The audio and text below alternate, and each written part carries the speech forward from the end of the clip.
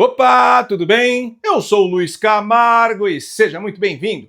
Nesta terça-feira, enquanto o falso julgamento do golpe que não aconteceu seguia com direito a sorrisinho de deboche do juiz violador de direitos humanos, o ministro Cristiano Zanin agendou o julgamento presencial da apresentação penal para o dia de hoje, dia 3 de setembro, dia 9 de setembro, dia 10 de setembro, dia 12 de setembro. É o relatório, presidente. Após o detalhado... No Senado Federal, Eduardo Tagliaferro simplesmente escancarou toda a farsa e expôs os crimes do seu ex-chefe. O doutor Eduardo Tagliaferro era assessor direto do ministro Alexandre de Moraes.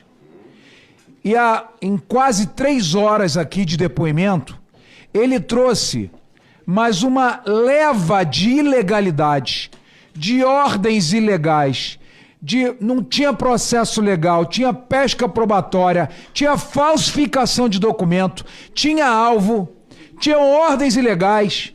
E, na verdade, o Supremo Tribunal, esse gabinete de Alexandre de Moraes era uma quadrilha formada pelo cabeça da quadrilha Alexandre de Moraes, um criminoso.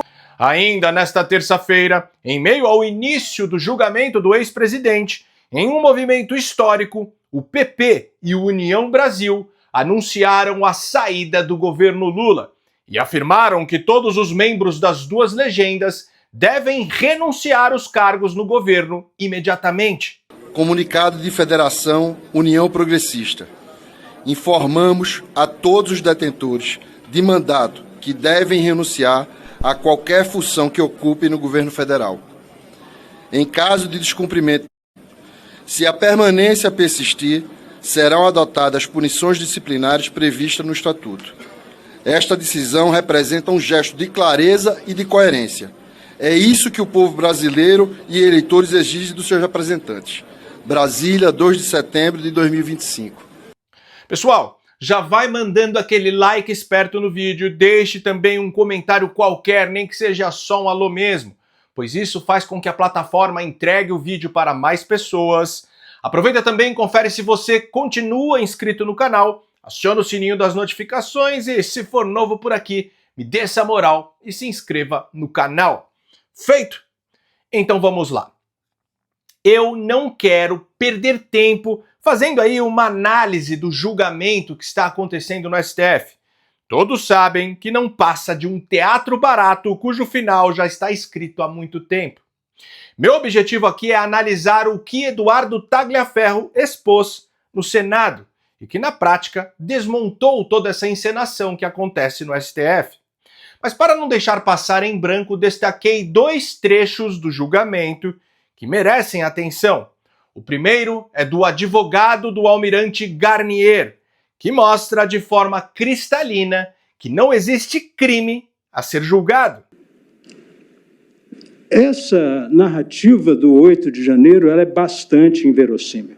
E eu alego ainda mais uma situação. Se tudo isso aconteceu, que nós aqui não vamos repetir, se tudo isso aconteceu, não é verossímil que eles desistiram. Se isso aconteceu, eles não desistiram. Aconteceu um fato aqui no Supremo Tribunal Federal que todo mundo conhece. Rodrigo Janot, um jornalista ali apelidou de Janot de Santo Cristo, entrou armado no Supremo Tribunal Federal para matar o ministro Gilmar Mendes. E o que aconteceu? Nada. Por quê? Porque ele desistiu. Então, não há uma reação contra a desistência ou arrependimento eficaz. Não, já começou a fazer, mas se arrependeu. Então, são várias as alternativas postas para Vossa Excelência, para Vossas Excelências, que demonstram a incongruência narrativa dessa acusação. O segundo é do advogado de Bolsonaro, que escancara que não existe absolutamente nenhuma prova contra o ex-presidente. Um processo, senhor presidente, que tem início em relação ao ex-presidente da República, com base numa delação e numa minuta encontrada no celular de uma pessoa que hoje é colaboradora da Justiça. Essa questão, esse é o epicentro, essa é a pedra de toque do processo. É a minuta e a colaboração. Daí em diante, o que aconteceu com a investigação da Polícia Federal e depois com a denúncia do Ministério Público, é, na verdade, uma sucessão inacreditável de fatos. Porque, na verdade, não há uma única prova. Uma única prova. Eu vejo aqui os advogados trazendo, olha, esse papel, essa minuta, essa questão, esse depoimento. Não há uma única prova que atrele o presidente a Punhal Verde e Amarelo, a Operação Luneta e ao 8 de janeiro. Aliás, nem o delator que eu sustento que mentiu contra o presidente da República, nem ele chegou a dizer participação em Punhal, em Luneta, em Copa, em 8 de janeiro. Nem o delator, não há uma única prova. Esses dois depoimentos, em qualquer país que ainda respeitasse o Estado de Direito, bastariam para enterrar esse julgamento de vez. Mas não vivemos mais sob uma democracia, e é exatamente por isso que a farsa continua em pé. Dito isso, vamos ao que interessa. Eduardo Tagliaferro, ex-assessor de Moraes, hoje está residindo na Itália. Em comissão no Senado Federal, presidida pelo senador Flávio Bolsonaro, ele participou de uma chamada de vídeo onde simplesmente expôs todos os crimes que Alexandre de Moraes cometeu para sustentar o regime de exceção que ele impôs no país. O ex-assessor revelou indícios de manipulação nas eleições e ilegalidades nos processos do 8 de janeiro, que, se confirmadas, apontam para a maior fraude da história democrática do Brasil. Não por menos que o ministro solicitou sua prisão e extradição. No entanto, acredito que a Itália não entregaria um delator de uma ditadura a um pseudo-juiz violador de direitos humanos recém-sancionado pelos Estados Unidos. Mas além disso, durante a sessão no Senado, Alexandre de Moraes mandou derrubar o canal no YouTube de Eduardo Tagliaferro, que fazia a cobertura ao vivo da audiência.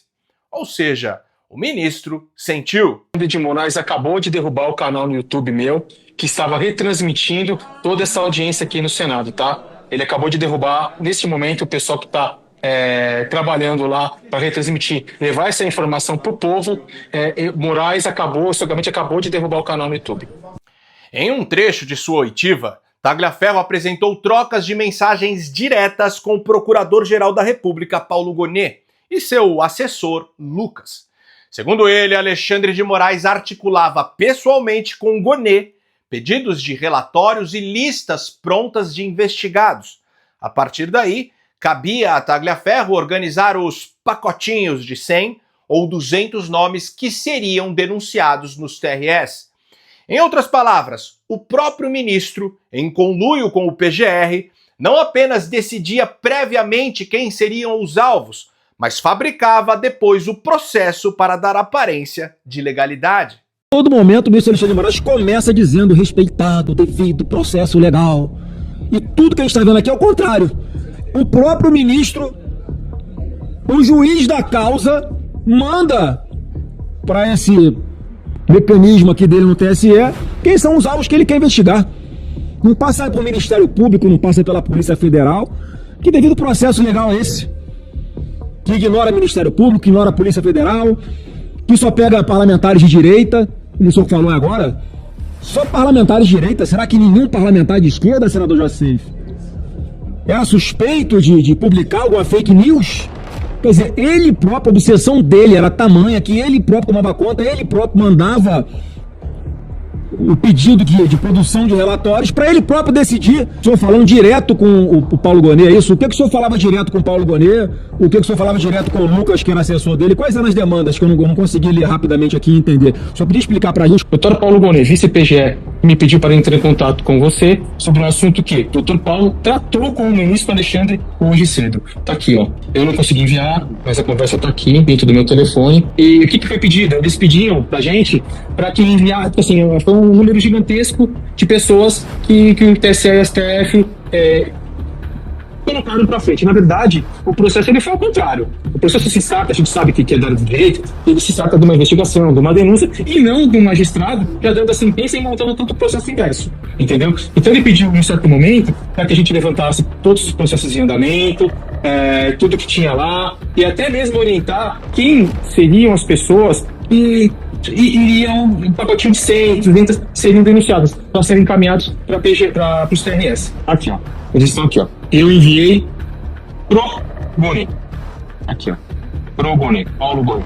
Eu enviei pessoalmente para ele os pedidos que o Moraes combinou com ele e foi através do Lucas. Eu enviei diretamente no WhatsApp do Paulo Boni. Tá aqui, ó. Esse aqui, acho que os senhores conhecem, né? Esse aqui é Paulo Boni. Em outro trecho, talvez o mais importante, Eduardo Tagliaferro detonou uma verdadeira bomba contra o regime de exceção imposto por Alexandre de Moraes. Ele revelou que o ministro autorizou operações de busca e apreensão contra empresários, entre eles o bilionário Luciano Hang, com base apenas em uma reportagem do portal Metrópolis, publicada em 17 de agosto de 2022. Sem checar a autenticidade das supostas mensagens de WhatsApp atribuídas aos empresários, Moraes determinou já no dia 23 uma mega operação policial. O detalhe mais grave é que, segundo Tagliaferro, toda a fundamentação jurídica foi forjada depois do fato e inserida no processo com data retroativa, configurando fraude processual. Ou seja, não houve investigação legítima, mas um expediente de manipulação. Primeiro se decidiu quem seria punido, depois usaram a criatividade para inventar as provas. Pelo que eu entendi, há uma matéria jornalística, o ministro Alexandre de Moraes dá ordem para essa assessoria de combate à desinformação produzir algum relatório. Ele determina a busca e apreensão somente com base na matéria de jornal, sem saber se aqueles diálogos eram verdadeiros ou não, se tinham autenticidade ou não.